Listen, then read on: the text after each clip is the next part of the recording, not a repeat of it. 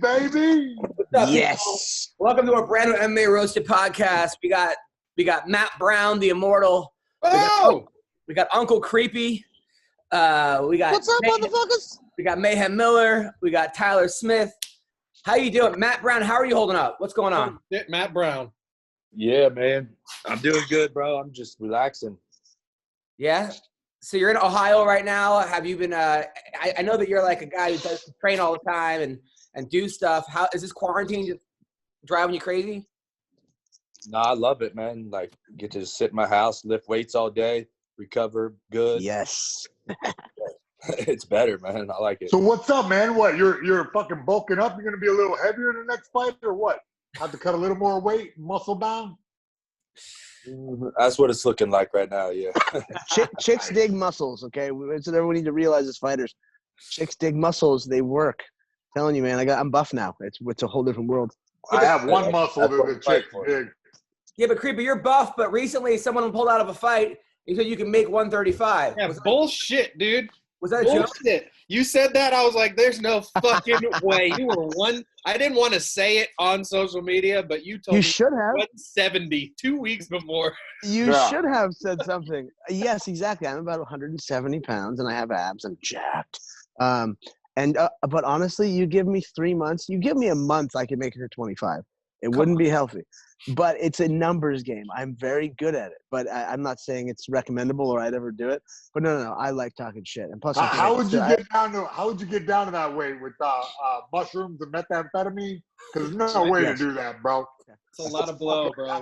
You have to chop off both your fucking legs and go out there and fight like a goddamn potato man. No fucking way, Creepy. I'm not saying it would be doable, but I know I can kick the fuck out of Benavidez or Figueiredo. So if the UFC's interested, they want to pay me $1 million, I'll go, become the actual rightful king of the division. And but it has to be $1 million, otherwise it's not worth it. Bro, what are you gonna do? You're gonna fucking shove helium up your ass to float off the scale? There's no way, bro. You know what? I've shoved a lot of things in my ass, but never helium. So that's a good one. Well, I'm glad I found the one thing you ain't found yet. Hold on. Hey, wait. Sorry, Adam. I'm sorry, Adam. Wait. Oh, are you smoking a blunt in a cemetery right now? Creepy, what are you doing, bro? I'm smoking a joint in my backyard. Oh, Jesus, Fireplace. bro. You got rich people problems with this fucking cemetery gate. I love it. I'm sorry. Yeah, we have a vineyard back here. Actually, A vineyard? I'm more curious. That motherfucker is rolling in a vineyard, Adam. You hear this? it's small and it's dead. Oh, It's small and God. it's dead. But it's starting to. Hello? Creepy. Well, I think he to, died. He got a little small vineyard. It's nothing crazy. Don't get too far away from your house, Creepy. I'm here. You lose your Wi-Fi. But Creepy, what have you been shoving up shit. your, I'm Okay. more internal. What has he been shoving up his ass? I don't understand that. Oh, Now you're stuck on that. we're sorry, Matt Brown. So Finally Matt get a Brown, fucking- by the way, Matt Brown, your last 2 fights have been epic. Your fight with Ben Right. Sanders was a war. That was a great fight. Oh, I like both you guys. It was a hard fight to root because I'm friends with both you guys, but that was Wait, which fight are you talking about, Adam? he knocked out Ben Saunders. Yeah.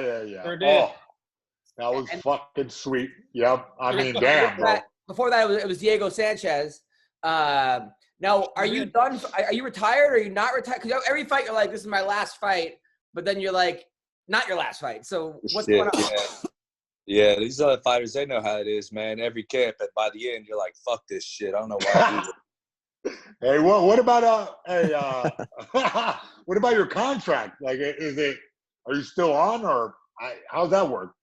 I had a bunch of fights. I signed like an 8-fight deal. I don't know where I'm at on that deal, though.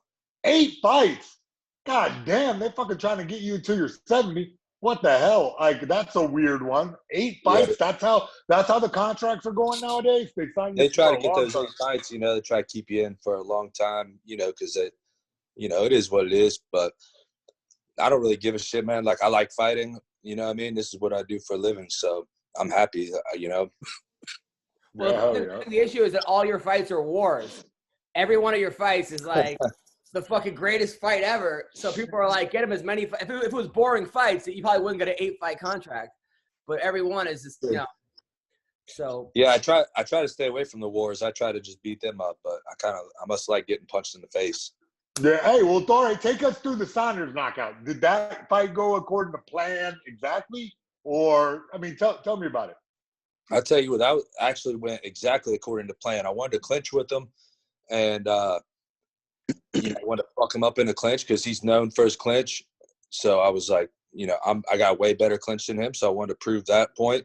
So I fucked him up in a clinch, and then he's known for his rubber guard. So I wanted to show everybody that most of the rubber guard can be beat pretty easily by some basic fundamentals. So I smashed his rubber guard, and I just wanted to really like beat him at his game. I don't know. Sometimes I just do that shit. I'm like, I just want to, walk into his world and fuck him up at that world. What are those basic fundamentals that could beat a rubber guard? Really just keeping your posture. Not where I think where people make the number one mistake with the rubber guard is they try to retreat out to defend. They try to back out a lot. It's really just keeping pressure, basic pressure stuff. Keeping, just keeping your basic fundamental shit. Yeah.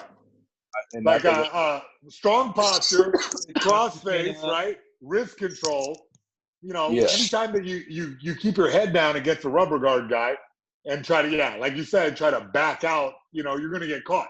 If you, since UFC 1, right? UFC 2, Chemo Leopoldo tried to back out a Hoyt Gracie guard, and look how good that did for him, He pulled on his ponytail, right? Yeah, goddamn right. Hey, you know what? In the gentleman's agreement, next time I grow a ponytail, don't yank that thing unless you're my girlfriend and you're putting helium up my ass. I've been in street fights where I grab ponytails. So Come on. that's standard operating procedure. Way to go. Now, Uncle Creepy, last time we talked to you, your girlfriend was a chemist or a professor, and she was doing experiments on you via mushrooms. Is that still going on? Yeah, amongst other psychedelics, mainly psilocybin. Was the experiment like, does mushrooms turn a man back into an ape? Because I think it won. I think we succeeded, bro. Because the last time we saw you, you were pretty clean cut, and now you look like a caveman, bro. What's going on? Okay, so most people know me as a Mexican because I was raised as a Mexican. I found out that I am not. I ran my 23andMe. I'm not a Mexican. I'm a Viking. My parents lied to me. Yeah. So how's that possible, bro? Well, Vikings weren't 5'2". I look online. Apparently, I'm a big Viking. For the times, I would technically be your average size Viking. So. Yeah, I did that. That 23andMe stuff is kind of crazy. I did mine. Turns out I'm like 36% Neanderthal. Shocker. Yeah. I thought it was 100%. Oh, my bad. But you see, so I'm growing out the beard. I don't know about my hair, but I got the quarantine thing going on. So I actually, my hairstylist is supposed to come over tomorrow and fix me up because I got to shoot some content. I just became part of the beard struggle crew. They're sending me products, so I gotta groom all this shit and look somewhat pretty. So Creepy, I'm a little confused. Like, how much mushrooms are you taking? Every day it's a different mushroom? No. We eat mushrooms every day, like non-psychedelic mushrooms, under the mycology diet. People don't understand that like the number one thing I have to say about mushrooms during this time is they have antiviral properties. Okay, you've got things like polysaccharides and beta-glucans that help build and fight off things in your immune system. You have a good source of protein. You have a bunch of other, trace minerals and good things that are inside mushrooms or the extraction of mushrooms that help your immune system. Antiviral properties. We're fighting a virus. This is what everyone should be taking. Now the psychedelic part is becoming less and less because like Alan Watts said, it's once you get the message, hang up the phone, and once you get deep enough into psychedelic work, you don't take them as much. But we're going to do tonight. I don't know. Actually, I don't know about that. But so what? Wait. Am I hearing a live stream coming of you zonked out on mushrooms? I probably will. I'll probably sign up to your Instagram where you're fans only or whatever the fuck we're doing these days. Fans only, yeah. You know what I mean? Just to see you zonk the fuck out on mushrooms walking through a graveyard. Yes, exactly. That's the theme I wanted for the backyard was graveyard. Now, Matt Brown, did you ever do mushrooms? You went right to meth. I've done lots of mushrooms back in the day. I'm not so big on it these days, but Yeah. Makes sense. Got it. Dude, I like how Matt Brown, like everyone else on the podcast can't shut the fuck up. Matt Brown give us like 3-syllable answers only, like speaking to his base. Like I fucking feel like you could run for governor right now and win like with a 4-word stump speech. Vote me or die. Matt, what was your favorite fight, by the way, that you had? I'm kind of torn between Robbie Lawler and Eric Silva, because Eric Silva, like I had my family there. It was it's in my hometown, so I had like more people than my family reunion came to that fight, and then the Eric Silva fight, it was a good war and everything. My kids came in the octagon after. That was cool as shit. But the Robbie Lawler fight, I felt like was a better fight. I felt like I won. They gave it to him, but that was probably my, if I would have won, I would have fought for the title. So, to me, but you put like a fantastic show, and we all know about the judges in MMA by now. You know what I mean? The whole fucking world knows. It's one of those, flip a coin type situations. I told Adam a while ago. I was somewhere at a fight. And literally during the fight, the judge was like leaning over to me going, "Hey man, I had bully beat down a lot." And I'm like, "Yo, the guys are fighting. The guys are fighting right now." And he's fully turned to me, like looking right at me. And the dudes are sweating there. This is a major promotion, mind you. Sweating, bleeding, fucking dying in there. And the judge wants to give me a grab ass about, who the hottest ring card girl was. I don't know, bro. It's one of those things, Matt. Hey, where are you doing your training? And are you helping guys get ready right now? I mean, non COVID fucking times, whatever it is. I own my own gym here in Columbus, Ohio, Immortal Martial Arts Center. And I help a lot of guys all the time. I'm still helping them. We're still doing our strength training. We're still doing a lot of solo drilling. We're still, there's a very small group of us. I don't know if I can say it too publicly, I guess, but there's a small group of us that go in and we still drill and shit. Like I'm not going to stay completely isolated. Wait. Is it illegal? Because I'm coaching guys too, but like one-on-ones and like everything you do is illegal, Jason. Everything. Yeah, I mean, allegedly. but I mean, I'm not copping the shit. So you can just fuck. I'll take it to the grave. Beach yesterday. They were arresting some dude that was paddleboarding on the beach. The lifeguards rolled up on him. By fucking self? He should know better. By himself. Bro, that reminds me of the time. The beaches are closed. So if you're not going to a place that's officially closed, then. Yeah, and then Bisping and Tim Kennedy got into it on Twitter because of it. Because Tim Kennedy said, "Welcome to communism, your first 30 days free." And then Bisping was like, "Yeah, why don't you take up your gun and storm the government or something?" They got into it on. Hey, I think I'm a fan of this idea. I feel like Bisping fucking, kind of being a lieutenant, and then fucking good old Tim Kennedy being a general in this fucking thing, and like kind of storm. Where are we? Wait, where are we taking over? The government. Oh, okay. No, not me. The whole thing. Now, Matt, your FBI agent is listening. Now, Matt, you and that football player, who's that? That was the guy who went from high school to pros that got in some issues. Maurice Claret. You and Maurice Claret were on the circuit, kind of doing motivational speaking, right, for a little bit. I was trying to get Mayhem into that because here's a guy who was on top of the world and then fell really hard, and then now he's on this piece of shit podcast. All right, well, because I'm trying to help you out, asshole. Okay, but it's called MMA Roasted, not MMA ass slapping. Well, I'm trying to get Mayhem some fucking money. Bro, did you hear how bad Don Fry roasted me yesterday? Yes. Oh my God, he said I look like Dana White's stunt double. What a son of a bitch. So Matt, how would I get Mayhem to go and like do that circuit that you were on?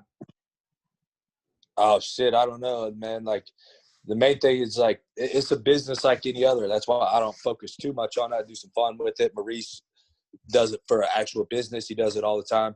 Yeah, build a whole brand. Usually start by speaking free. So like my website, mayhemmartialarts.com, it's not enough? You can certainly do that shit, but you go to juvenile centers, high schools, junior high. I just spoke to like 700 kids at a junior high the other day. It's way more fucking intense than it seems like, man. These kids are staring at you, and you like, if you start saying and like and all that shit, they're looking at you like you're a dumbass. So, it's a bigger job than it seems like. But until before that's how you get your feet wet, and then that's how you build your brand, and then you move from there. Right. I think. Well, you're taking notes, Adam. Okay. Well, you gotta basically show up at the junior high, right?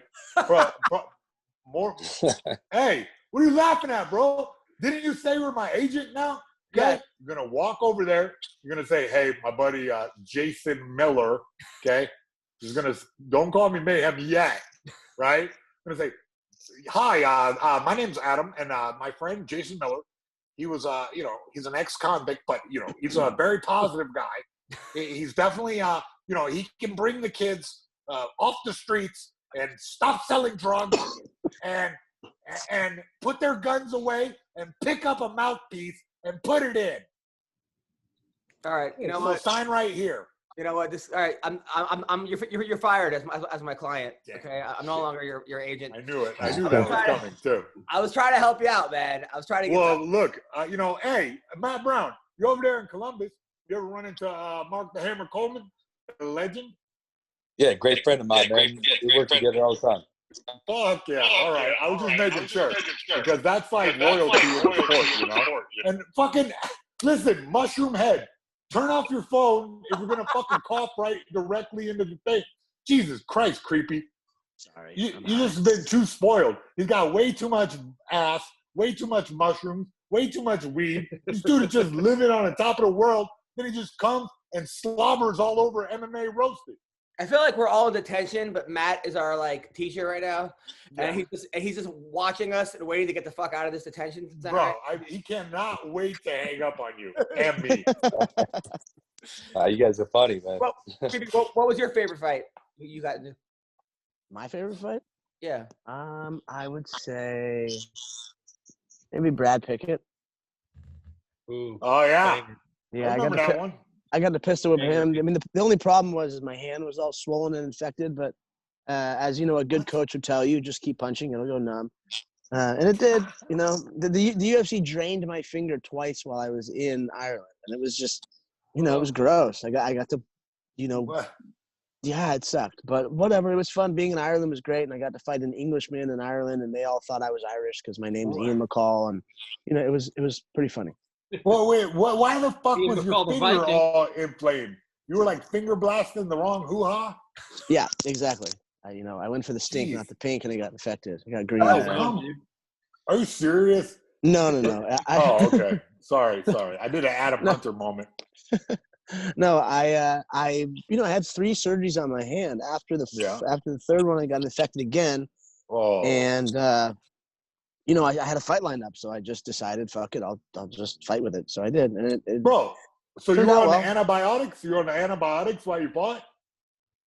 No. I took them before and after, but there was a period in between where I was like, no, you know what? I'll be fine. I just got to get through this shit. Yeah, which is a great idea. By the way, Ian, we got after your last podcast appearance where you talked about chocolate. Okay, Matt, I'll catch you up, Matt. So Chuck Liddell would have threesomes or foursomes. And Ian was his best friend. So Ian would walk into the room masturbating while Chuck was having sex. And Chuck would be like, hey, take care of my friend Ian. And that's how he got a lot of girls back in the day. Well, I got so many people saying that they're afraid to fuck their wives because you're going to walk in masturbating afterwards. But is everyone frozen now? I feel like everyone just fucking. Man. But Mayhem, that's your wife. A lot of questions about that interview. Remember? I mean, we just went. Remember when we used to be able to do the show in a studio? Remember those days? Remember when we used to have guests on that we would actually talk to? Okay. Yeah. Hey, wait. Instead of just running a fucking MMA Roasted circle jerk with the 4 people that we talk to every day. Bro, what are you talking about? What are your questions? This show you guys need new friends. MMA circle jerk All right, what are your it would questions be for the Matt same Brown, show. Creepy Tyler? Yeah, come on, Tyler. What's yours? I mean, fuck, dude. Yeah. I remember my first live fight was when you fucked up Tim Means in San Jose. That was the first UFC we went to. Nice. And we went to you. My two friends are like insane Matt Brown fans. So it's awesome to have you on. That was not a question, Tyler. I know. I'm just saying, bro. We give you a chance to ask a question, and you just blow the guy, circle jerk him for 5 minutes. How about ask him something of relevance? Let me get to my fucking question, Jason. Oh, my bad. Yeah, Sorry, Barbara Walters. What's going on with your? Didn't you have a lawsuit or something going on with the battle wagon, or like someone stole your patent for it or something? Or did you not have a patent on it, or they wouldn't let you put a patent on it? No, I've never had a lawsuit, but Titan Fitness stole the design, and they got they're selling it for way cheaper than I ever could. So I kind of just gave up on it. Patent is a tough thing, man. Like Titan Fitness is a $700 million a year business. Like, how the fuck you gonna sue them? So yeah, it's bullshit. But hey, that product works incredibly well. Yeah, it's a hell of a product. And look, I did that shit for fun. You know what I mean? Like, I built those for myself, and then people started asking for them. So I was like, all right, I'll just start making them and mass producing them. We sold a good amount. I made probably $20,000 off of it. Never lost money in the business. Ended up not working out because Titan Fitness stole it, but that's not a big problem. I had fun and got some good product out to people. And wait. So let me get this straight, okay? So you made a product on your own, independent of Titan Fitness, right? Yeah. And they came and put a cease and desist on you because it was too similar to their patented product? No, they bought one and then didn't do any R&D or anything. They just copied it straight up, and they sell it for the price that I have to pay to get it made wholesale. Man, that's a very American story. A large company coming in and stealing. It's a very the Chinese story. Yeah, Chinese especially. I guess it's just a capitalist story because the way things are done is it's like a poker game. You got the big pot. I mean, you got a big pot going. The dude with the most chips has the most leverage. So, I mean, damn, I feel bad that happened to you, Matt. I mean, no, it's fair game, man. Like I said, I was doing it for a hobby. I wasn't like trying to get rich off of it. I had fun doing it. I learned a lot through the process about running a business. I never lost money. So, it's all good, man. They can have it. And hopefully a lot of people buy their product and, they just, I wish I could be like that. You know what I mean? I had so many ideas that I told people at a cocktail party, and fucking they made $1 million off it. That it needles me, bro. It needles me. It gets me in the back of my head. But you got a much better outlook. You make me calm. You make me calm. Matt, what makes you laugh? I feel like you laugh for like 8 seconds, then stop. What are the things that actually you find funny? I think your comedy show is pretty funny. Yeah. That okay. Yeah. Well, at least one person don't thinks it's funny. Go up too much, okay? He already knows. All right, he knows somewhere he's one of the best comedians out there. But calm the fuck down. You're still on MMA Roasted, all right? We didn't sell this to nobody yet, all right? Did you hear me read a sponsor other than MayhemMartialArts.com? No, I did not. Well, then MayhemMartialArts.com sponsors this podcast. Right, oh, do they? Okay, next question. Creepy. By giving out free lessons. So, Creepy, you talked about on stage during your comedy, which is very funny, you being a sugar baby. How true is that? How many women were taking you to be like spoiling you and just banging you? And why? Well, it happened a lot in my life. But no, it's a joke because my new girlfriend is 47 and she's a very successful scientist and professor and whatnot. But I laugh at people because I'm like, listen, yo, bitch, I'm 30, almost 36. I'm successful, not to her, I'm saying it to everybody. We all thought you were telling your scientist girlfriend bitch. No. Like, that's pretty. No wonder you just caveman this woman. No. This is everyone else. I call everyone else bitches except for her. No, where I'm like, I'm 36 years old. I own my house. I'm not a sugar baby, but I'll play the role. It's a lot of fun. For a while, you were only banging girls that had 1 million followers or more. Like, why did you pick that number, and why? Just to be a douchebag. Nice. Quality choice. Yeah, just purely out of being a douche because it sounds really bad, and it is, and it was a dumb, because I don't give a fuck what people think about me, so I would just say things for clickbait. Oh, all right. But some of the girls, though, I mean, he showed me these pictures of these girls. They were like 10s. I mean, 10 out of 10. I'm really lucky. I'm really lucky with the quality of women that want to sleep with me. Tits, and he'd be like, "This girl ate my ass last week," and I'm like, it ruined for me. But like, how did that even? I mean, you just find girls that are into weird fetishes and they just tell you about it. Pretty much, I'm the toy. Like they always wanted to use me, sort of thing. I don't know what it is. But you're small and buff, dude. Small and I'm buff, and I'm. You know what it is? It's my remarkably average-sized penis looks gigantic on my little body. So it's just it's an optical illusion. And I don't know, man. Confidence. When you sleep with 1 or 2 very beautiful women, it seems to be like a trickle down effect where the rest want to after that. I can't really explain it outside of that. You're just curious. They're curious about what's my superpower. Why do I have a girlfriend that looks the way that she does and is sort of the creature she is? She's really smart, but she's also super hot. So it's a plus. And she's 5'9" and from Serbia. So it's like I always have some sort of person or female around me that people are like, how the fuck did you do that? I just imagine this lady like snapping you to a front headlock and making you eat her box. I don't know why. She does want to learn jiu-jitsu and Muay Thai, but she's a yoga practitioner. She's an intellectual. She's not so much into violence, but she likes it. I mean, she's been to Thailand and seen fights, and I'm gonna train her. Matt Brown, have you ever been a sugar baby to women? No, I guess not. I didn't think so. Now you seem like a real guy who like doesn't cheat. You have your code of ethics. You obviously you got kids. You're a good family guy. What drives you to like be like that? So many fighters aren't. The kind of guys, they just fuck around. They just do whatever they want. They're like, how can we do?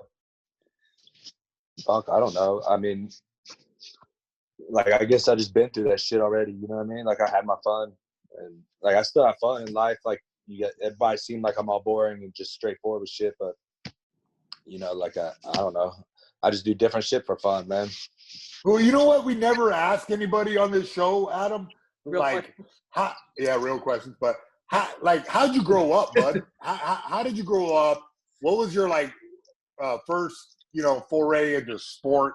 You know what I mean? Like, where did you, tell me about elementary school, immortal Matt Brown.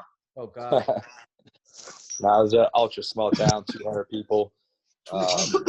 Where is that? In the middle of nowhere? Yeah, middle of Ohio, nowhere. Nice. So, like, I never even, seen a skyscraper or airplanes or anything until I was, 20 years old. Airplanes? Yeah, you see them flying, but, I never, been on one or been to an airport or anything. I was they don't fly planes over regular. They don't even fly over. It's not even a flyover state. I mean, I never seen airports or anything like that. You know what I mean? I never seen skyscrapers. So all through high school, you're saying? Do you have brothers and sisters? Yeah, I got 2 brothers and 2 brothers, no sisters. Oh my goodness, they're freaking. So what? Where do you fit in? You're the little brother, middle brother, big brother? Middle. Oh, middle. You think that affected you? Because you had, you had somebody to teach, somebody to learn from, somebody to get beat up by, somebody to beat up? Honestly, growing up, both of my brothers were able to beat me up. I wasn't a tough kid growing up. I played sports and stuff, and I was athletic, but, I got my ass kicked a lot. I got bullied and pushed around. What sports? Just the basics, like baseball, basketball, football, that stuff. That was all there was available in my little town. It was a little farm community. So tell me about stepping towards mixed martial arts. Because it sounds like, you have a similar path as me. I had got bullied and had to kind of develop this something to get me to rise up out of this. And for me, it was, you know, I like ran into I went to judo class, and then I kept hurting everybody at the judo class, and they sent me across the street. He said, "There's a guy across the street that does NHB. Go over there." And I said, I saw Ken Shamrock in the window. It was like a movie, bro. I was like, "Oh my God." What was that moment for you? It was really Ken Shamrock there, the actual Ken Shamrock? No. It was cutouts from like Black Belt Magazine, Hoist Gracie, Ken Shamrock, Dan Severn. Like, and I was like, Black Belt or Black Back Magazine? Both. But yeah, Black Belt Magazine. You don't remember Black Belt Magazine? Yeah, but you said Black freaking Back. high school wrestler. You said Black Back Magazine. Listen, bro. Your Wi-Fi is cutting out, bro. Maybe you should like tell your wife to stop streaming porn in the other room. You fucking caught my collection. All right, go on, Matt. You what you were saying? Yeah, well, you asked me kind of how I got into it. So, you know, like I turned to drugs and stuff, partying, you know, in my small ass little town. And like, I was a little different for me because I just went to a fight one time. I was actually going there to watch my friend fight, and we were doing a bunch of coke and just having kind of a party. And then they asked me if, it was like what you'd see in a movie. The guy stood up. He's like, you know, who wants to fight the champion? You know, it's before commissions and everything. And I was all coked up, and I was like, I'll fight that motherfucker right now. so I ended up fighting him that night. Won that fight. And then I was like, I'm going to try this shit. And then I did that a couple times, kind of similar. Like I just do some coke and, you know, thought that was like my superpower, drink a little bit. And eventually got my ass kicked bad. I just found the video the other day. I'm about to pull it off the VHS, put it up online or something. Got my ass handed to me, but didn't get knocked out. The dude was going to be a pro boxer, and he was like, dude, he's like, I couldn't knock you out. He's like, I knock out people all the time or whatever. He's like, you need to get trained, and told me about a gym. So I went to the gym and then learned jiu-jitsu on day one, man. And but then I started, you know, I gravitated towards Muay Thai. I never really liked jiu-jitsu so much, but yeah, just went from there. And I was like, you know, I didn't want to live the life I was living no more. So I said, I'm gonna I'm gonna succeed at this, or I'm gonna die trying. And that's all. Yeah, by the way, from this angle, you look like kind of like a white Drake. Doesn't look like white Drake if Drake was white. Now, yeah, from this angle. All right, now you know what's crazy is that both you and Ian McCall were dead. Both of you guys overdosed on drugs and were pronounced dead. You were dead for what, 7 minutes, Matt? I don't know exactly how long. I wasn't pronounced dead. Oh. I was with a nurse at the time, and she told me that I'd probably died. And then, you know, she dropped me off over at the fire station. They're like, yeah, you were dead. You know, they didn't like time it or anything. And Ian, what about you? Yeah. You know, again, I died. They resuscitated me. The really shitty part was they told my brother that I wasn't going to make it when they carted me off. But I'm sure that caused some great PTSD in his brain. But yeah, they just I ended up aspirating, and I fucked up real bad my body, so I had to be stuck in the hospital for a week. Now, what party were you guys at? I mean, that was the same night? I mean, yo, man, y'all gotta be careful with what they're putting in your powder. Well, this is how it goes. The party ended a long time ago with people like us, which, as you know much about this, and you just are tortured, and you end up doing a lot of drugs. Now, for me, I was sober for like a year and a half, and after I got out of the rehab for the second time. I was sober. That's when I ended up becoming the best in the world. But I got a tattoo, and I found that as an excuse to use drugs, and I did it, and then it killed me. And then I woke up in the hospital a couple days later, and my agent Jason House messaged me and said, "Hey, you want to fight the best guy in the world at 125 pounds?" I said, "Yeah, sure, let's do it." So I signed to fight Formiga in the hospital when I had just died. Wow. Now, Matt, when you were dead, did you see angels, or was it heaven? No, I didn't see no shit, man. That's why I'm not even about all that shit. I was like, I don't even remember most of what happened. Like I remember. Yeah, when I died, I just saw like Wu-Tang Clan and Old Dirty Bastard with the 40, and he told me to come chase a girl. And that was me. Hey, look, I think we're gonna have to clean it up, guys. There's somebody professional on the line. I think I just saw her added. Hey. Yeah. Oh. and it's the consummate sports reporter, Helen Yee. What's going on, Helen? Hi. Hello. How does this work? I'm like, I see. Just talk. Yeah, okay, so We- you're on with Ian McCall, Matt Brown, the Marine, Tyler Smith, Mayhem Miller, and myself. One question for Ian, though. When you died, did you see any angels? No. I woke up. Yeah, I just woke up in the hospital. With my dad, my brother. Yes, I was talking to a mushroom the whole time. Actually, it was Santa Claus. So, okay, we're talking about drug stories. Helen, have you ever overdosed on drugs and died and came back? You know what? Funny you asked that because I thought I died and I saw unicorns. Drugs will do that too. Wait, when was this? He's on way better shit than we were. Wait. No, but here's the thing. So it was twice in my life where I thought I died from drugs. So I'll never touch an edible again. But the first time, December 2015. And mind you, growing up, you know, as an athlete, like I never touch any of that, right? So I'm like very clean cut in a sheltered Asian household.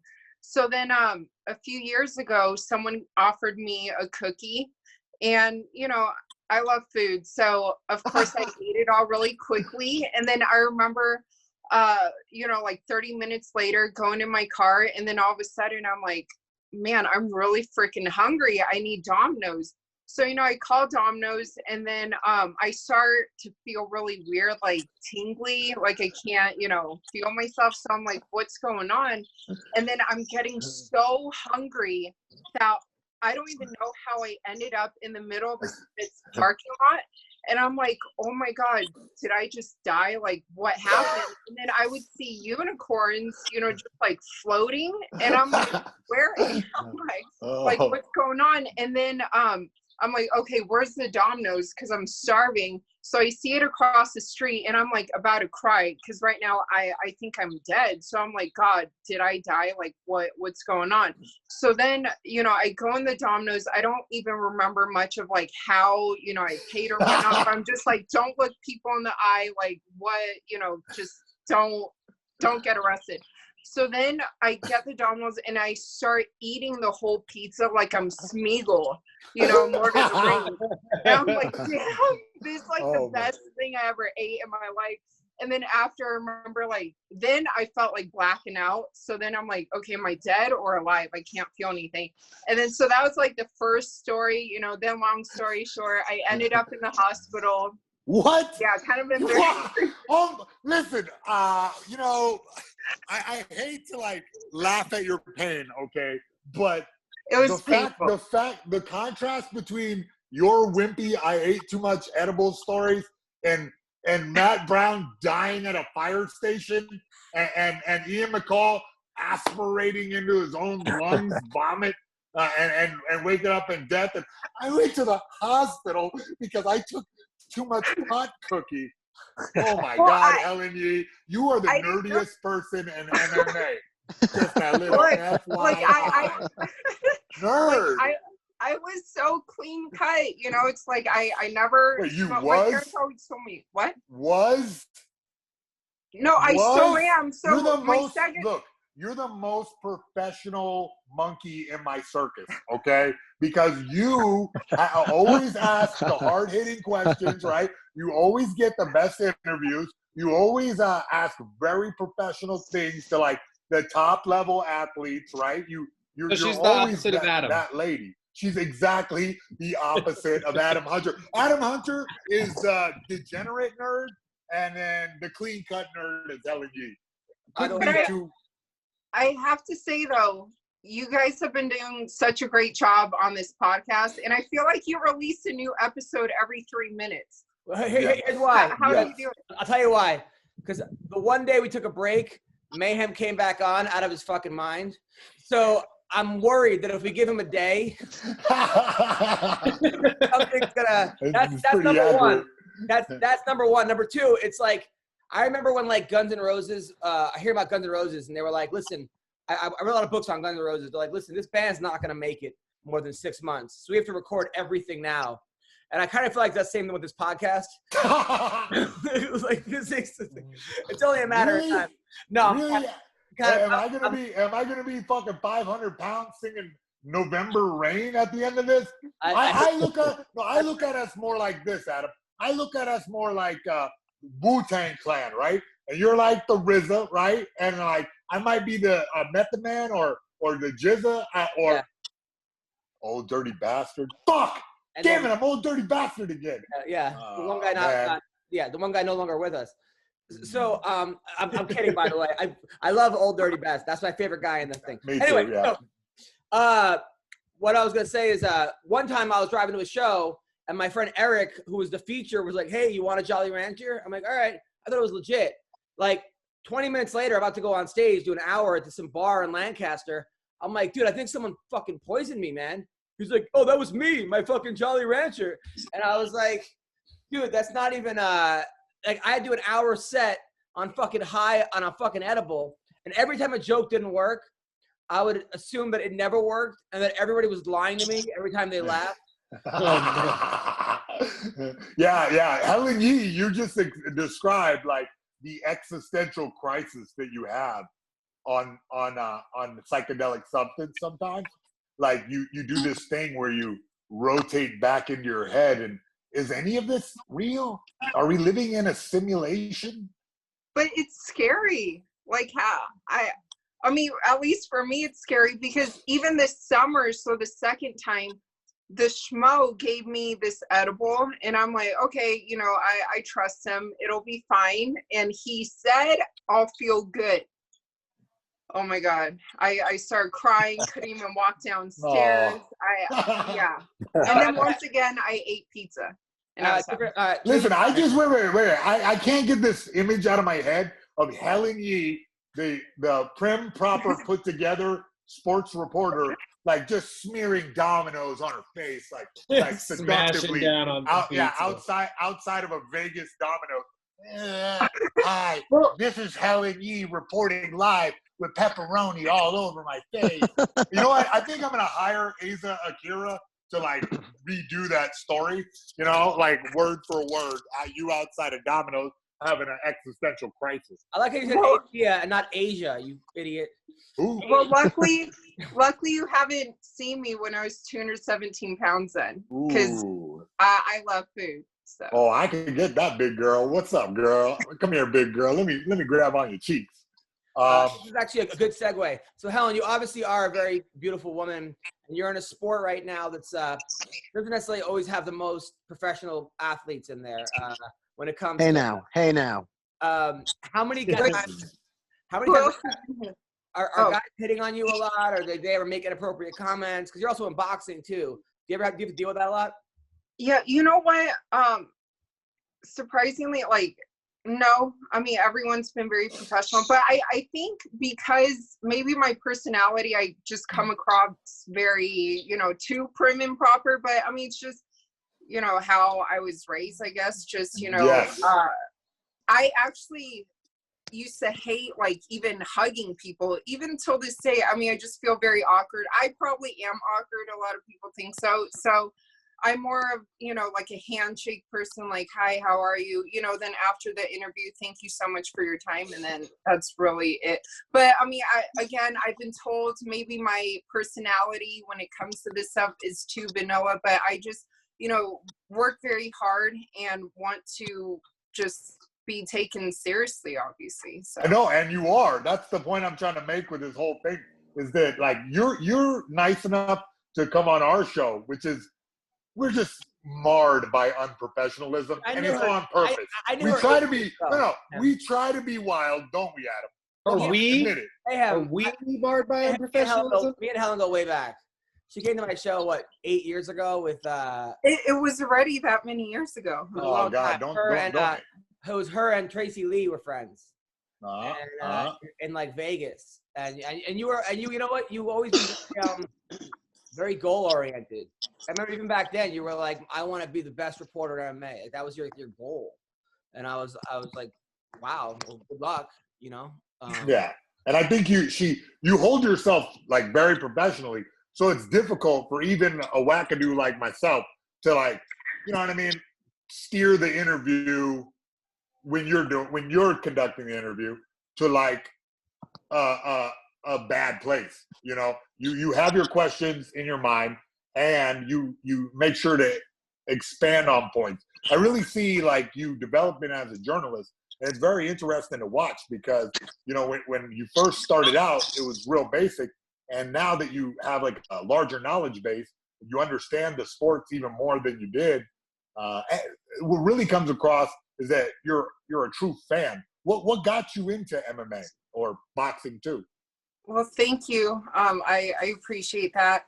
And again, you know, because I work very hard, like a lot of the stuff behind the scenes, you know, always studying and whatnot. But so I used to be a swimmer, a competitive swimmer since I was 5 years old.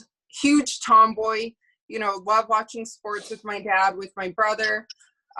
Was a huge pro wrestling fan. And like you said, Jason or Mayhem, you know, I am a fan first, like a huge fan of it. So even back in the pro wrestling days, you know, I would read those underground forums, right? Like I would obsess over it, like those rumor reports, you know, and like all those people arguing with each other, and you're just like, oh shit, like, okay, got to read more. So I would like collect books, and I just needed, you know, that fix. And then one day, obviously pro wrestling is fake, I know now. Thanks, Mom, for ruining that for me when I was young. But I, you know, just flipped the channel, and I believe WEC was on, and I was like, holy shit, this is fucking awesome. And then I just, you know, fell in love with it since I was, very young.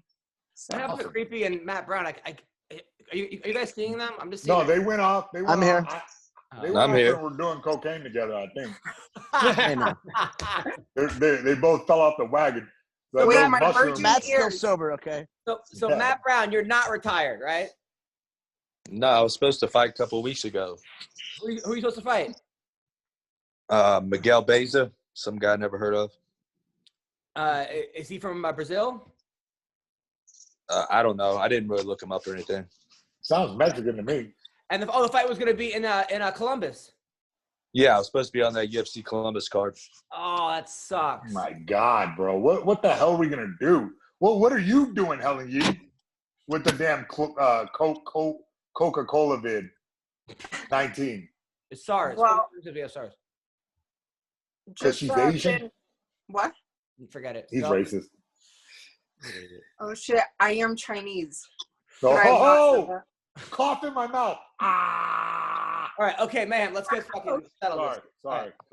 No, so, you know, I've just been working really hard, trying to get back into swimming so I can compete again. Really? A lot of my former teammates, training partners all made the Olympics, turned pro. So that's another goal of mine. But I know it's a long way to go. So I've just been kind of utilizing this time to really work out a lot. So work on I know yourself. it's kind of boring. And I watched Tiger King. So after that, oh God, yes. We can't get away I'm from this show. over the TV after that. So man, I know that creepy. That was good quality TV. I know that Matt Brown and creepy. You guys are kind of conspiracy guys. What? What do you think this whole thing is? Because last night I got into the 5G hole. Have you read about this?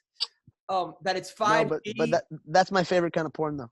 That the government is like, don't whatever you do, don't Google 5G coronavirus. Dude, they're installing it while we're all stuck inside. They're installing it, and it's gonna kill us all. And people are convinced that the 5G towers, it's radio waves, are all around, and that's what's giving people coronavirus, right? And now there are all these people right now tearing down 5G towers, like protests going on. And the problem with these things is if you watch enough of these videos, you're like, wait a minute. Is this really what's going on? Like, and people are convinced that the military knows about it. Tyler, you're a Marine. What are your thoughts on this corona? How is this? I want to hear everyone's thoughts on coronavirus. The coronavirus? The actual coronavirus? Yeah, starting with Tyler. Dude eating a bat. All right, so I ate a bat. The 5G is a totally separate thing. That's all the conspiracy theorists thinking that they're taking advantage of the coronavirus to install the 5G without our knowing it. And then people are convinced that's actually, if you look at the map of 5G towers and then a map of coronavirus, You're like, wait a minute. This is in and the first 5G towers was in Wuhan, China. Don't, whatever you guys do, don't start into this. Wait. I thought the more G's in the whole thing was better. Like 4G, 5G is better than 4G. What? Well, you're Chinese. Explain it to me, please. Whatever you do, don't read these videos that I'm gonna send to you after the show. Now, Mayhem, what are your thoughts on how this thing started? And listen here, man. Okay, and I read the book probably 3 times, called Guns, Germs, and Steel, right? The way a virus jumps from one animal to the other is by proximity. More than likely, somebody ate some damn bat, okay? There's nothing magical about it. George Bush did not do 9/11, okay? As much as I wish he did. And my tinfoil hat has, like, firmly been wedged up conspiracy theories' ass because it's just a disease. The response was slow. And that's why it's such a damn pandemic, because the government didn't take the shit seriously. All right. They didn't have a response team. Okay. And now we're all stuck inside hoping that the fucking Chinese virus doesn't get us. But I mean, that's just fear mongering, you know? And Ian McCall, will you please get out of your Disney cartoon? All those mushrooms are making your whole life happy, and all the birds are singing around your head. All right, Matt Brown, what's your theory on this whole coronavirus? Now you're mad at nature because I'm sitting outside in my backyard. Right, Matt Brown. Yeah. I don't really have a theory, to be honest, man. I just live my life. I don't really know. I don't even own a TV, man. I don't watch the news or nothing. I don't know. Nice. I barely use social media. I don't even know nothing that's going on, man. I just crank the balls up and run my business. This guy. Oh my goodness. Music to my ears. I like the isolation, though, personally. I'm liking this whole deal. Getting a lot of yard work done, chilling with my kids. I think it's kind of cool, but I'm also going to lose a lot of money, so that sucks. Yeah. And plus, you have a very hot wife, by the way. Your wife is beautiful, so that's good. Who, me? Why are you Yeah. Always a plus. I'm divorced, bro. Oh, way to bring the mood down, asshole. Sorry about that. Oh my goodness. I hated that. And why are you always asking about people's hot wife? I don't get it. We had a hot wife. I mean, not as hot. But I have a beautiful girlfriend now, though. Yeah. Nice. She's way hotter than your ex-wife, by the way. Way hotter. Yeah, way hotter. All right. But hey, yo, guys, I actually really have to go, though. God bless you, bro. My bad. I didn't plan on being this long. So you didn't plan on Adam like forcing everybody to stay on the podcast until he grows a beard? I wish I could do much longer, man. I wish I could stay on all day. You guys cracked me up, man. Thank you, He Matt. has to go shampoo his hamster. Thank you, Matt. Matt, thanks for everything, man. You need to watch Yeah, sports. Team. Hey, thank you guys. Bring me on anytime, man. man. You guys are a blast. A lot of fun. Thank you, Matt. Absolutely. See you guys. So, Ian, what's your theory on this whole thing? Oh man, no, I don't know why you painted me as a conspiracy theorist. I don't do that. But what I think is that whether this is some conspiracy or not, that's besides the point. We just have a biological thing that we're fighting, and that it's going to kill a lot of people. But if we build our immune systems, we'll be fine. You know, like that's what I keep preaching to people: is you got to be healthier, and you're going to be okay. You know, it doesn't matter where it came from or what the fuck. It's still here. It's already happening. We're gonna find out on the back end. Of course, there's gonna be some fuckery going on, but that's besides the point. We have to take care of our kids and our families and each other, and actually do social distancing. Don't be a dickhead and be running around like an asshole. It's a time for everyone to sit back and reflect on all the dumb shit we've been doing. And honestly, this is where I'll get weird. I think that Mother Nature, Mother Gaia, being in psychedelics, that's what everyone calls her. That's the creator and God or whatever else, if you want to think about it in that way. So she's just rattling the cage and going, look at you guys fucked this up so bad. I'm going to kill a few of you off because, I have to. And she's just kind of showing us that she can do whatever the fuck she wants. Like, look at the pollution over just a few days or a week, how much pollution went down in places like China and the U.S., all over the place. We need to start living a better life because we fucked up real bad, as a whole society. I mean, that's why so many people are going to die off from stuff like this, because they're unhealthy. There are a lot of healthy really people. simple. There are healthy people dying too. Not just unhealthy people. Of course, but there's some sort of compromise that they're dealing with. I think. I mean, maybe I'm wrong, but it can reach out and touch anybody, but it just finds a loophole in your immune system and it takes advantage of it. So we need to build our immune systems. People talk about the microbiome constantly about, you take antibiotics and your body, you vaporize every, sort of bacteria in your body. So you need to rebuild it with probiotics and prebiotics, digestive enzymes, all this stuff. No one talks about the mycobiome, the mycological biome, the actual fungal biome in your body. They just talk about bacteria. And we're made of bacterial, fungus, things like that. So people don't get it. These things have, again, antiviral, antifungal, antibacterial properties. They do so many amazing things for brain growth, for dealing with your pain receptors, addiction. Like, there's a million things that it doesn't even have to be psychedelic mushrooms. Fungus is going to save the planet, and I'm really subscribed to the whole Paul Stamets idea that it's true. If you know things like nutritional standpoints, like I do, about mycology, about how good they are for you, all the way to fixing the environment with microremediation or fixing the bees, like all this crazy shit that fungus is going to come out and save us. And I know I probably sound crazy saying that, but I don't care, because I know how important it is. I don't think you sound crazy. I think you sound real educated about this thing. Yeah, I think is this the mushroom lady? Baby. The mushroom lady is teaching you well. No, She is. And I think that when I look at you, I think of fungus. So I think that's actually really good. Helen, what's your thoughts on this? Well, there's no way I can top that answer. Sorry. But no, I'm just kidding. But I've spoken to my parents about it, spoken to David about it. So I just think that people need to, wash their hands a lot, just stay safe, stay healthy, try to stay positive, and hopefully, better days will come. What's scary part is that they're not telling us when. Now they're saying, people are saying, yeah, that's May 1st. Now they're saying June. Like, well, they have no idea. Here's the problem, dude. So they do a shelter in place, right? And we still have a bunch of jackasses running around, not wearing masks, not wearing gloves, spreading this thing. They can't. It's not controllable. It's not like they can just say, okay, virus, stop. So it's going to keep going. And the real issue is not like we need to be worried about saving people's lives. Like, people are going to die. That's just how it is. Like, people are going to die. The problem is hospitals getting full. So once hospitals get full from too many people with this virus, now everybody getting into car accidents, people needing cancer treatments, people like falling down the stairs, breaking their leg. They don't get to go to the hospital. I have friends that are nurses that are saying like, oh, someone will get a cut and not come in for a week, and now it's infected and like gangrene because they don't want to get sick with COVID, but they need stitches and they're just sitting at home.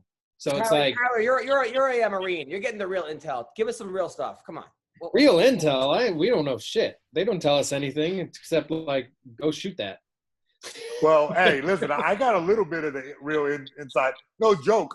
I've heard from reliable sources that there's like a lot of weird, like white supremacist type gangs spraying, like getting the germs from like sick people and going to spray minority neighborhoods. And dude, I believe that. Yeah, 100%. Yeah. It's a really, and some guy yesterday tried to like run a train into a boat. I don't even know. Okay. I don't even know if that made it into a boat. But I heard about it. Yeah. No, you guys didn't hear about that? Listen, I know. The train conductor? Oh, it did happen then. Okay. You guys didn't hear about that? Happened? Wait. All right, what happened? The Navy ship that's docked in the port of Los Angeles.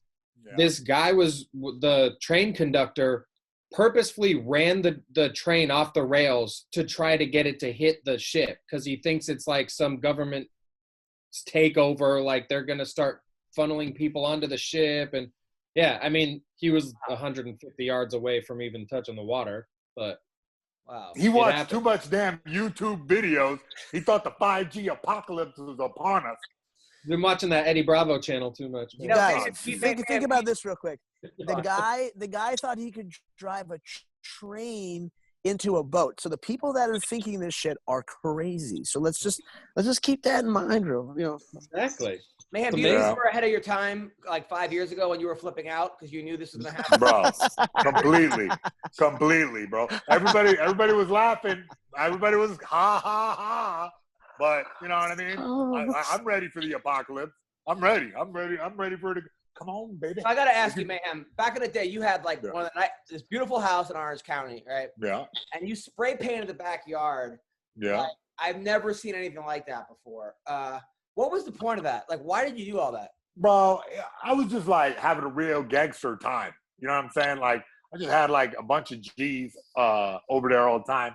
And so it was like kind of like one of these things where you had to be in it to understand it. You had to prove your gangsterness.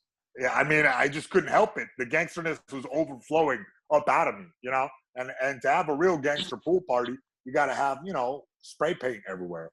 And something, you know, it was a constant evolution, and you know, it's brought me to this point. So it couldn't have been all bad. Sell the house, right? People would come and look at that house. Were they just shocked? Were they confused as to what the hell happened? No, I made a couple bucks off that. So yeah, they were definitely confused and shocked. But then, you know, it's real quick explanation.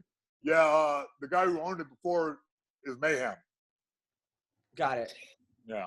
Now, what did your neighbors think when you were throwing lots of parties, and then there was the helicopters and all the? Yeah.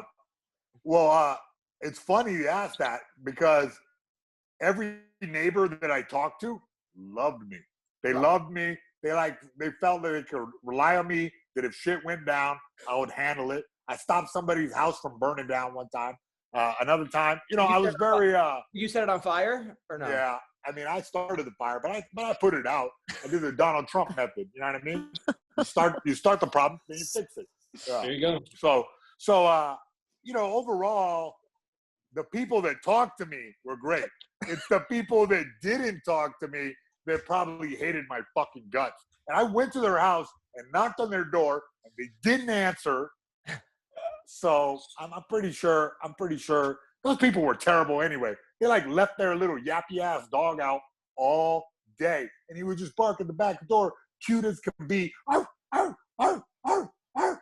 8 hours he would do this, bro. Imagine waking up with a hangover to a little yappy ass dog. Oh, wait a minute, Adam, you do this every day. Dude, I built a dog house for my dog because he bit my kid. So I'm like, and so far the only person who goes into the dog house is my kid. And the fucking neighbor cat comes over and like lives there now. So now there's fucking animal parties. They got fucking coyote came as well too, and like it's a fucking block party. Now, Mayhem, I remember coming to your house and Pat Cummings was on the run from the law, and he was staying, and it was him and this guy Eric Bradley, and they were staying with you. Yeah, yeah. You were harboring. Oh, I didn't. You know what? I never thought about it until right now. They were just my friends, but yeah, technically, I was harboring some fugitives from justice. Fuck, I didn't do it on purpose.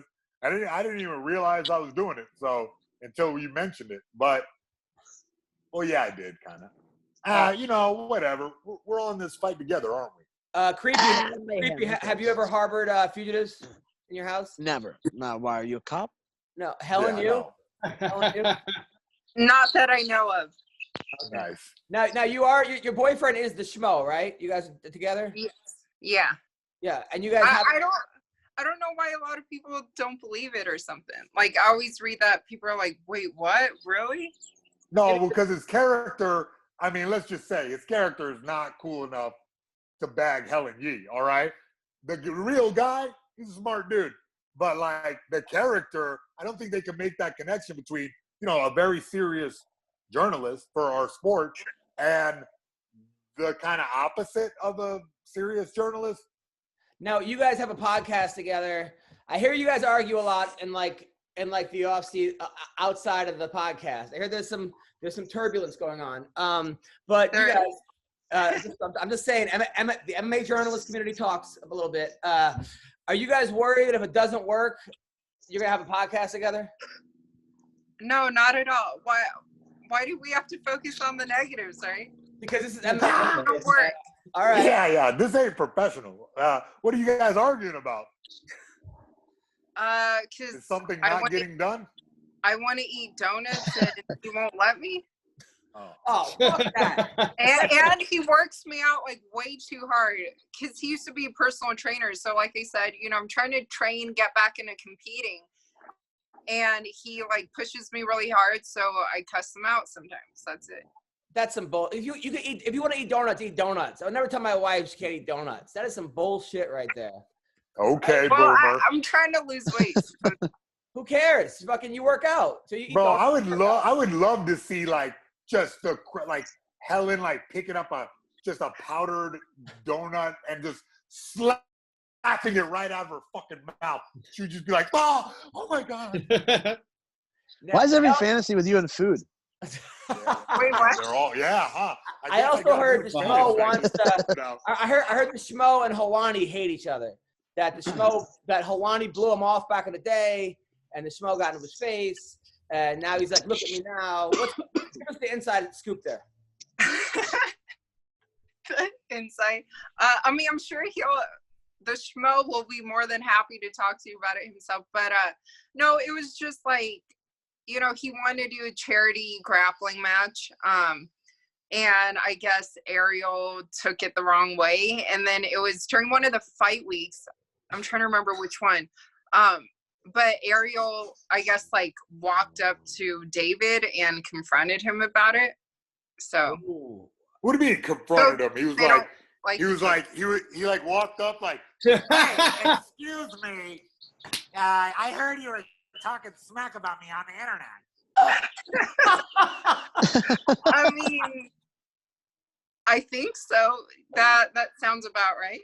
But he didn't just, I mean, he went up to him. He's like, I challenge you to a grappling match. First of all, that wouldn't be fair because I don't even know if Ariel even grappled. Schmo's a very in-shape guy, and who trains, right? Yeah. So that would be a complete mismatch right there. But so then what watch. So what happened? You were there. So what happened when Ariel confronted him? Well, here's the thing, because we were doing interviews, and then that happened. So I was kind of, in my own zone, just focused on the interviews. But then I saw that happen. I'm like, what the fuck is happening? Like, why here, right? In front of everyone. And sorry, I'm cussing, whatever. But what? How dare you? I was just really confused what was going on. And just like, like why are they doing this right here? Because obviously a lot of people saw it, and I guess then after, I asked David what happened, and he told me Ariel just confronted him about the charity grappling match, supposedly didn't like how he called him out on it and thought it was unprofessional. See, this is how dumb MMA journalists are, right? So it's like fight week, and they're all interviewing fighters, right? Now you got Helwani, who's the biggest guy in MMA journalist-wise, and the Schmo fighting each other, and not one person turns the camera around to fucking fight. That will get them all the clicks. Yeah, I know, and Helen Yee doesn't even turn her ear towards them. Speaking of that too, funny that you bring it up, because then Ariel looks at me and he's like, "You better not be recording, are you?" And I'm like, "What the fuck, Ariel? Like, really, bro? You gonna be like this?" I mean, just because I hate drama, so I'm just like, why the fuck is this happening? Ariel's a reporter. Like, as if Ariel wouldn't fucking press record on his phone if that was going on. Like, give me a break. Like, Ariel's going to say you better not be recording this when he's the one who started this thing in front of all the cameras? Yeah, exactly, yeah. That's insane. Like, get the fuck out of here. Ariel be the first person to fucking put up a mic. What did you say? And say, like, are you crazy? Well, just so you know, I'm on Team Schmo. I think I'm on Team Schmo. But he's always been nice to me, and you've been a friend. You've been a supporter for like a long time. So that's ridiculous. I mean, all he had to say was like, Ariel would just say, "Listen, I don't train, but thank you," or ignore it. Exactly. I just wonder too, why it bothered him so much. I mean, it's not like he was saying anything rude to Ariel. It was just, a challenge. And obviously, I think at this point, we all know the Schmo's character, right? And how it is. And, so it's like, it shouldn't have been, I guess it could have been handled differently. That's all I'm going to say. Mayhem, thoughts? Well, I'm thinking this whole time, I'm like, oh, man, I'm always trying to start the beef.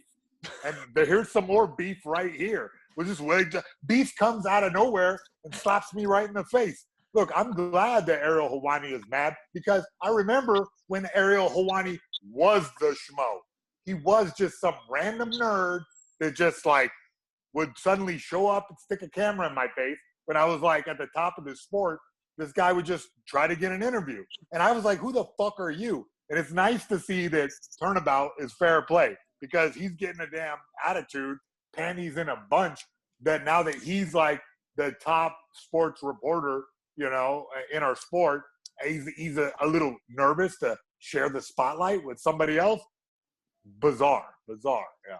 I mean, look, Helen and the Schmo, you know, look, they're doing something a lot different. You know, I mean, than a lot of people. So anytime someone does something different, it's gonna get people are gonna be like, but whatever, it's working. You guys have your fans. Yeah. Well, you know what it is, Adam. You know what it is, bro. It's like we're the new MMA, and the old MMA doesn't want to let go. They don't want to accept that things are changing. That the sport has become a bit stale, and we're trying to freshen it up. And you know, the army of normal old school MMA people are kind of following with us. A lot of old school people who have put down the sport are jumping back into it. Yo, Ian, man, will you come over and bring your bird and whatever that is in your hand? Because I'm smoking another joint. Are there more birds? I don't know. I don't see anything. By the way, Ian and Mayhem are both very funny because they're like neighbors in Orange County. And how do we not hang out, really? They're both kind of outcasts in their own way. Hey, now, I've got friends, I think.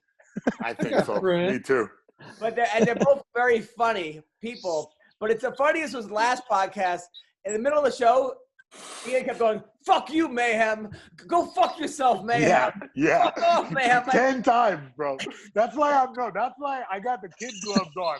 I got the kid gloves on today. I was like, let me not piss off Ian McCall today, man, because I felt like you were gonna hate me after this show. No, you know, I was like, the thing is, I've known you for 20 years, and you know you have a pass to do or say whatever you want to me, because that's what friends are for. Listen, bro. Anytime that you're outside my door jerking off, I'll let you right in the house, bro. Thank you.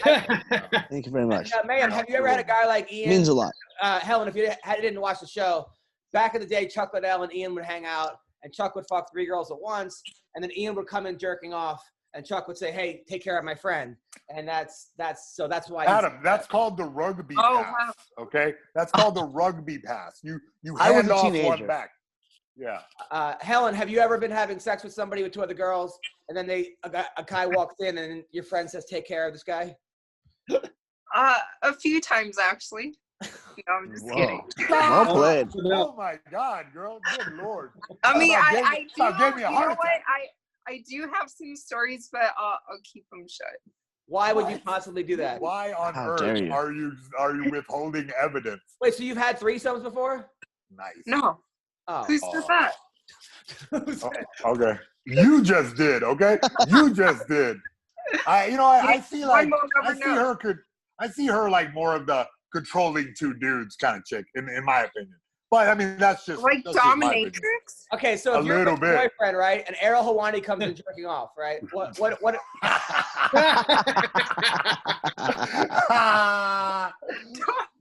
I can't get that out of my head. You're not recording this, are you? The Hebrew Hammer's coming to drop some thunder. You're not recording this, are you? Don't tell anybody that I still have my foreskin. I'm sorry. That's too far. Couldn't help myself. So Adam, get us back on track. Bro. I don't even know what. I'm sorry. I know. No, but Mayhem. I always rely on you. Mayhem, you used to have threesomes with girls and foursomes. Yeah, many. At one point, you almost had a tensome. No, I did have a tensome. You had a tensome one time. Isn't that called an orgy or no? Yes. I mean, but if it's 9 women and you, that's just called a tensome. Oh, God. Any porn stars? I mean, I was just an amateur porn star. I never went pro, But I just I don't know. That was the lifestyle I was living at the time. And when you're the champ, you could do that. But right now, I like to keep it, a smaller groups, enough to fit on a Zoom meeting if possible. That's the safest way. Well, you can't have more than groups of like 9 anymore because of the quarantine. So now it's just That's what I'm saying. Yeah. So now, only 8. Wait, what were you the champ of when this happened? Icon Sports. Yeah, I remember. Yeah, the icon in the sport. So there you go. So that was a wild one. That was a wild. You like to bring that up, but the funnier one was the time that I almost had a tensum, where I was like bouncing around Vegas like the man, and like I had like 8 girls and 1 more that was being convinced, right? And it was in the bag. 8 was in the bag, and I was like, yo, it's on. And I was bouncing through the club, and I got in kind of like a scufflaw with some, rando. And then this big 300-pound lineman bouncer got in my face and was like, hey, you need to yada, yada, yada. And he like tried to push me, and I like turned an angle on him, and I like judo foot swept him into the couch and pushed him down and went, ha, ha, ha. And like this big fat bastard was like not educated on martial arts and was like pissed that I made him look like he was like a little kid, despite having like 70 pounds on me. And, if I was like smarter or more self-aware, if I went to the school of self-awareness, I might have not, you know what I mean? I might have realized that when he did this, pushed on his ear and went, he was calling like the lineman from the Oakland Raiders who just fucking pummeled me into fucking submission and then yanked me out like Jesus, pulled me up on top of their fucking arms and like threw me handcuffed in a fucking office for like 8 hours. And then I didn't have the tensum that day. Right. So you didn't have a tensum. But I'm saying. Oh, yeah. Wait. I forgot. The first dude kicked me directly in the face with steel-toed boots. As soon as he got me down, what a pussy. Once his buddies came, he was like, it's on. Yeah, I caught an ass whooping that day. Damn. Was there ever a time where other guys would come in and you throw them women? Yeah, for sure. Yeah, I've done that before. I have to admit it. Yeah. So Ian McCall, I'm sorry for kink shaming you for jerking off. This was usual practice, especially back in the day in mixed martial arts. There was lots of orgies. That's all I'm saying. Yeah. I mean, condoms, you just wear them as a hat. It's like. So Ian, it was you and it was Chuck Liddell, and who else was in these orgies? Antonio Benuelos was always there. Oh man! Why are you naming names on the orgy, Adam? Why are you forcing him? Look, wait, you got me to say it, but I don't want to out everybody else. Helen? No, those are 2 of my best friends, so I can say whatever I want. Yeah. We'll leave it there. But there was there was others. Was Robbie? What's his name? Robbie from Orange County, who married who now works at UFC gym. Ruthless Robbie. Oh no. Ruthless Robbie Lawler. No, not Rob McCullough. Yeah, Rob McCullough. Razor Rob. Oh, Razor Rob. No. See, Rob and Tiki and them were part of Tito's camp. Yeah. And they did have some. I mean, they always had smoke show girlfriends. Their chicks were always super hot. I actually, Tiki got mad at me one time because I slept with his girlfriend. But she was in Playboy. Yeah, he did it to everybody else. Was it Ariane? No, it was a different one. These names will not be said, so stop trying to get him out of me. No, he is. He just watched you smoke 2 joints, and he's like, 3 actually. He's like, 3 joints. He said, Ian McCall is about to like, you know what I mean? Ian McCall so you guys had competing orgies, huh? It was like Chuck Liddell's orgies, and then Tito's orgies. Yes. And who had the better orgies? I never dabbled in Tito's, or I would just take some of their equester some of them women out on this side. Yeah, go ahead. I'll answer that. There, I got to be honest with you. There was a lot of like crossbreeding, a lot of intermixing. There was a few stragglers from that party that will go to that party. You know what I mean? It was like one of those things that, and I mean, the biggest member of the party really, was chlamydia. So you were at Tito's orgies? Yeah, I see those. Yeah, I wasn't really in them. So I was younger, and I wasn't really like I was into Asians, so like I wasn't really like part of this like bubble tip, blonde hair, fucking fish lips kind of fucking nah. I was like, what are you guys doing? I had just come from Atlanta. I was like, damn man, what the hell are you guys doing? So you had your Asian orgies, then there were Tito's orgies, and there were Chuck's orgies. So there was like you are really, bro. How erect are you right now talking about this? Wait, where show us your hands. Happen? Yeah, okay, thank you, Helen. Take it from here, Helen. Yeah. Where do they happen? I'm curious. I'm trying to paint a picture in my head. Hotel rooms are best. Wow. Hey, hotels. You know, you don't want to do this like to your own sheets, but you know, now that I think about it, I have soiled my sheets a few times at my own house. So, but really, you're going to need some square footage to have a proper sex party. You're going to need at least 5 chairs. You know what I mean? And somebody has to crank it, have to like kick it off. You know what I mean? It's usually 2 ladies will start something and everybody gets wild. You know, but every once in a while you just got to go in there and slang some. Why are you interested in joining us? I'm just learning something new right now. Mayhem, I don't know, man, because I went to one of your parties and you were butt naked, but you had your dog covering your penis. Yeah. So you were walking around with your dog, but was that you trying to start the party? Because no one else joined. Except no. That was me because that was me with like all my nerd friends because you were there. Trying to like freak everybody out. And since you remember that, and it was like 10 years ago, obviously it worked. Yeah, people were very confused as to why you were naked holding your dog. Yeah. Hey, why did Tyler suddenly change into his evening wear? Is he? Dude, change. I've been wearing this robe, bro. Tyler, were there any marine orgies back in the day with you and like 8 dudes? Yep. Yeah, just dudes.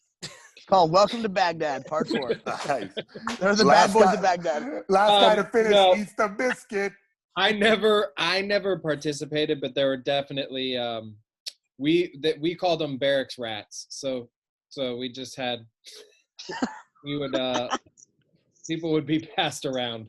I heard in the military a lot of swinging goes on, and if you have like a flag, a yellow flag in front of your house, you're a swinger. But a red one, you're not, or something, or I don't know. I never heard that. Maybe could be. But I heard military guys are all about swinging with like swapping wives. And stuff. Military.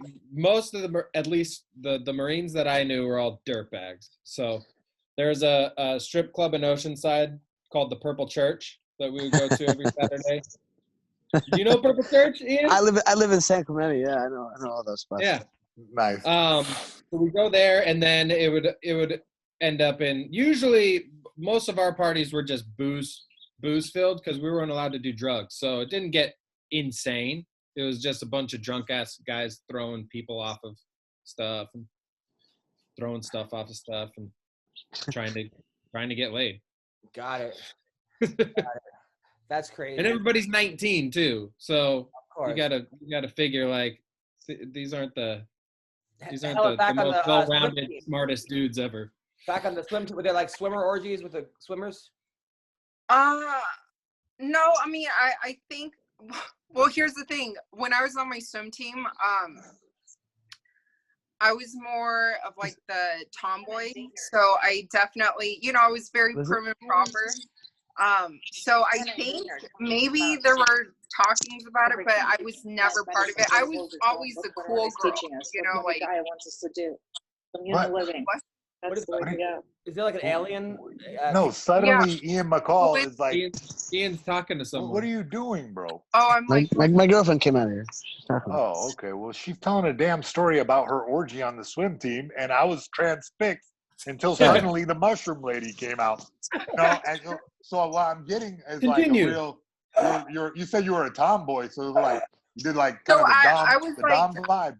You were like hitting chicks with the strap on. Is that what I'm hearing? What? Sorry. Yeah, I'm you watch too much porn. Turn it off. I definitely do. Thanks for outing me. No, but I mean, I've had more interesting stories after the swim team, you know, but with porn stars. But here's the thing, though. I need to clarify. No, I'm sick of like people always looking at me. Oh, you should do porn instead or whatever. But it's like, look, I've had friends that are porn stars, and I've had past tense. And I mean, the stories that they would tell me, it's like, no. Yeah. Like I'll never do it. But what are you doing reading the comments? Stop reading the comments.